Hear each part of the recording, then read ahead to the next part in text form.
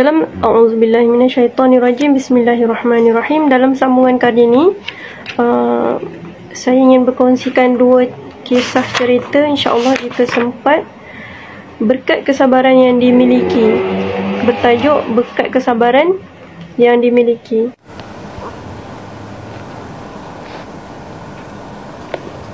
Pada suatu hari Sayyidina Ali pulang ke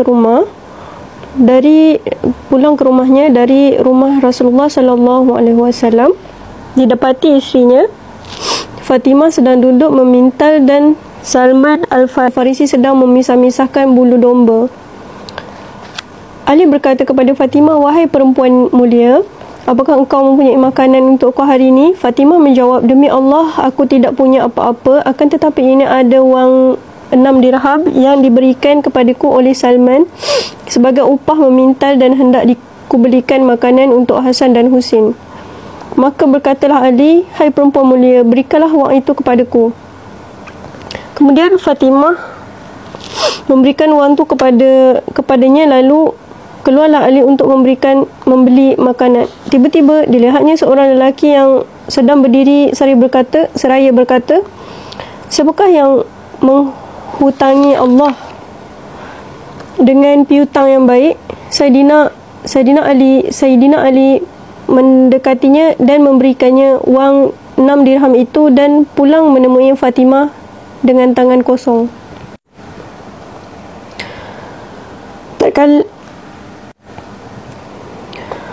Tatkala Fatimah melihatnya pulang tanpa membawa apa-apa, ia pun menangis. Lalu Ali bertanya, "Wahai perempuan mulia, mengapa engkau menangis?" Fatimah menjawab, "Wahai putera bapa saudara Rasulullah, kulihat engkau tidak membawa apa-apa." Ali menjawab, "Wang itu telah kupinjamkan kepada Allah Ta'ala." Fatimah berkata, "Engkau benar." Ali pergi ke rumah Rasulullah sallallahu alaihi wasallam. Di tengah jalan ia berjumpa seorang Arab dusun Badui sedang membawa seekor unta. Ali mendekatinya dan orang Badui itu berkata, "Wahai ayah Hasan, gelaran bagi Sayyidina Ali, belilah unta itu dariku." Ali menjawab, "Aku tidak punya wang untuk membeli untamu." Orang itu menjawab, "Aku akan menjualnya kepadamu dengan pembayaran hutang." Ali berkata, "Kalau begitu berapa harga untamu?" Orang itu menjawab, 100 dirham sahaja. Ali berkata, "Ku beli kalau begitu." Setelah unta itu diserahkan kepada Sayyidina Ali dengan pembayaran hutang, maka tiba-tiba muncullah seorang Arab dusun yang lain menghampiri Ali. Orang itu berkata, "Hai ayah Hasan, apakah engkau jual unta ini?" Ali menjawab, "Ya, unta ini ku jual." Orang itu berkata, "Dengan harga berapa unta ini kau jual?" Ali menjawab, 300 dirham. Orang itu berkata, "Ku beli kalau begitu." Maka dibayarnya harga unta itu dengan harga 300 dirham tunai. Kemudian Ali menyerahkan unta itu dan kembali ke rumahnya. Tatkala melihat kedatangan Ali, tersenyumlah Fatimah kemudian berkata, Apakah ini hai ayah Hasan?"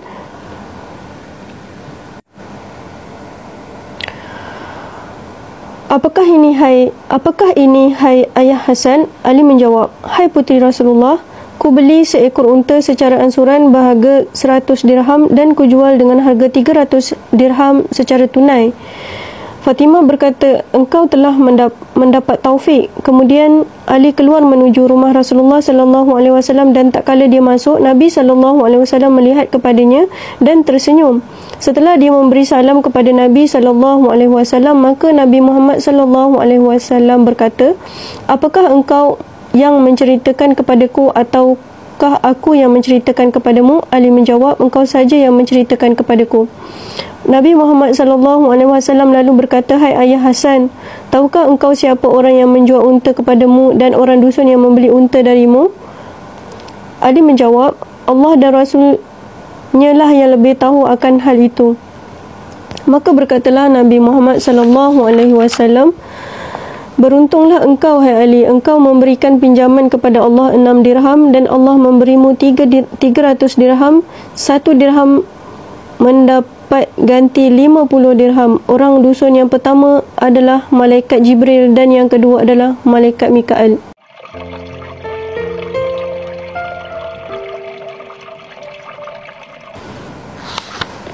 Tajuk yang kedua, antara sabar dan mengeluh. Pada zaman dahulu ada seorang yang bernama Abu Hasan yang pergi haji ke Baitullahil Haram. Di waktu tawaf, tiba-tiba ia melihat seorang wanita yang bersinar wajahnya sehingga ia berkata, "Demi Allah, aku belum pernah melihat wajah secantik dan secerah wanita itu. Tidak lain itu pasti kerana tidak pernah merasa risau dan bersedih hati." Tidak lain itu pasti kerana tidak pernah merasa risau dan bersedih hati.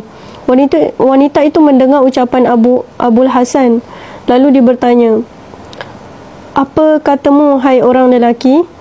"Demi Allah, aku tetap terbelenggu oleh perasaan duka cita dan luka hati kerana risau dan tidak ada seorang pun yang membantu aku dalam hal ini." Abu Hasan bertanya, "Bagaimana halmu yang merisaukan itu?" Wanita itu menjawab, "Pada suatu hari ketika suamiku menyembelih kambing kurban, pada waktu itu aku mempunyai 2 anak yang sudah boleh bermain-main dan yang masih menyusu. Dan ketika itu aku bangun untuk membuat makanan. Tiba-tiba anakku yang agak besar berkata kepada adiknya, 'Hai adikku, sukakah aku tunjukkan padamu bagaimana ayah menyembelih kambing?' Jawab adiknya, 'Baiklah kalau begitu.' Lalu adiknya ditelentangkan dan disembelihnya. Kemudian dia merasa ketakutan setelah melihat darah bercucuran dan lari ke bukit, di mana di sana ia telah dimakan oleh serigala. Lalu ayahnya pergi mencari anaknya itu hingga mati kehausan. Dan ketika aku letakkan bayiku dan aku keluar ke pintu untuk melihat keadaan ayahnya, tiba-tiba bayiku itu merangkak menuju ke periuk yang berisi air mendidih dan ditariknya periuk itu akhirnya tertumpahlah dan mengenai badannya sehingga melecur kulitnya. Kemudian berita ini telah sampai pada putraku yang telah berkahwin di daerah lain, maka ia pun jatuh pingsan hingga menemui ajalnya. Dan kini aku tinggal sebatang kara di antara mereka semua."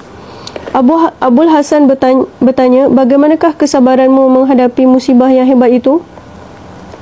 Wanita itu menjawab, "Tiada seorang pun yang dapat membezakan antara sabar dan mengeluh, melainkan ia menemukan di antara keduanya ada perbezaan. Adapun sabar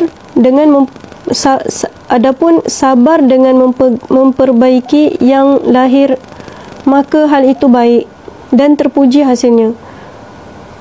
Dan adapun mengeluh, maka orangnya tidak dapat apa-apa, yakni sia-sia belaka." InsyaAllah mungkin sempat lagi satu cerita. Sini saya ingin berceritakan tentang kisah Nabi Musa dengan seekor burung helang. Pada satu hari ketika Nabi Musa keluar berjalan-jalan bersama dengan Yasa' bin Nun, tiba-tiba ada seekor burung putih yang hinggap pada bahu Nabi Musa AS, dan burung itu berkata, "Wahai Nabi Allah, lindungilah aku dari pembunuhan hari ini." Nabi Musa bertanya, "Dari siapa?" Jawab burung itu, "Dari burung helang yang mahu memakanku." Burung itu lalu masuk ke lengan Nabi Musa AS, dan tidak berapa lama kemudian datanglah burung helang terbang menghadap Nabi Musa dan berkata, "Hai Nabi Musa, janganlah engkau menghalangi aku dari buruanku." Kata Nabi Musa, "Aku akan menyembelih seekor kambingku untukmu sebagai ganti." Jawab burung helang, "Daging kambing tidak sesuai bagiku."